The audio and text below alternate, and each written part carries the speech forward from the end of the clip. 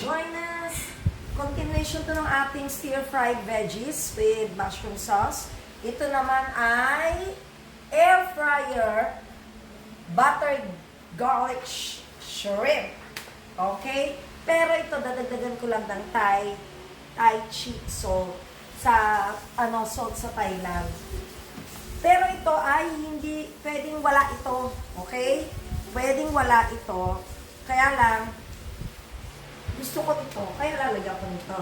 Pero kayo, pag nagluto kayo, kahit wala ito, it doesn't matter. It won't affect your air-fried buttered shrimp. So, let's start cooking. But before that, hindi pala ako magluluto.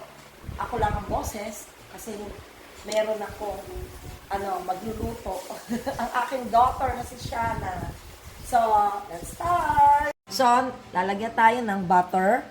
I-melt na natin yung butter, ha? Teka. Melt mo muna. Sige. Yan.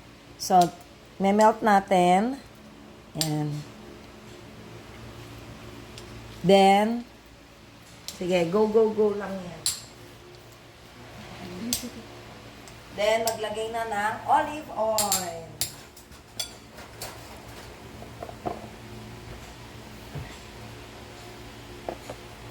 Lagay ng olive oil. Sige pa. Sige pa. Olive oil naman. Okay. Then, lagay na yung minced garlic. Remove ko na lang muna itong, get mo na itong butter. Yan. Sige pa. Okay. So, lagay na lahat ng garlic. Then, lagay na ang lemon. Iaano ko lang tong butter, ha? Sige lang. Okay. Pigain na ang ating lemon. Yung mga buto, aalisin na lang natin yan after. Sige, go! Piga. Dito ko na lang muna tong butter.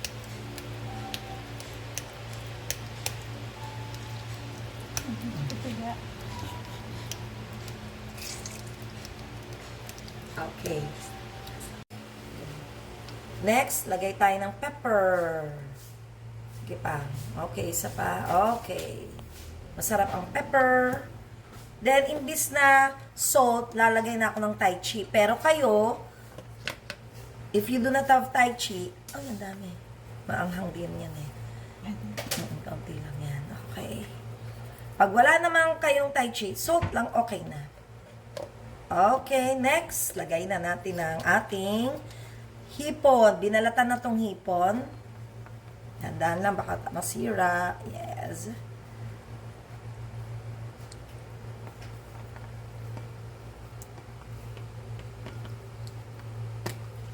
Ayan.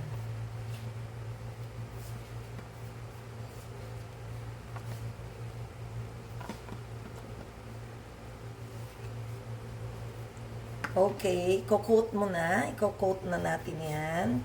Dapat lahat yan malagyan ng tinimpla natin na sauce for the shrimp.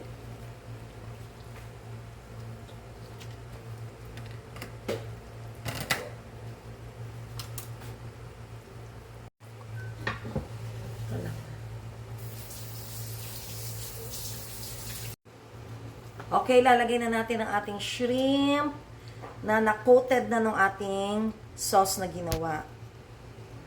Iurong-urong pa natin doon para magkasa siya.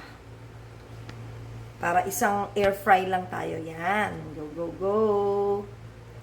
So, pag in-air fry natin yan, nasa 200 degrees Celsius. Kung Fahrenheit naman, nasa 400. Tapos, iluluto natin siya ng 8 to 10 minutes. Then, okay na ang ating shrimp. Okay, lalagay na natin ang ating air fry. Yan. Set na natin. Yes. 200 degrees Celsius. 10 minutes. Go! Okay, so hintayin na lang natin siya. Okay, let's see. Tumunog na siya. Oh! Wow! It's like a bake. No? It's like a baked shrimp. So, yan ang ating air fry garlic buttered shrimp. Okay. We will put it in the serving tray. Okay, so here is our finished product of air fryer garlic buttered shrimp. So, let's taste it. Okay, let's try. Let's try this one. So excited. Mga ka-join us. Ayun yung mga minced garlic niya, oh.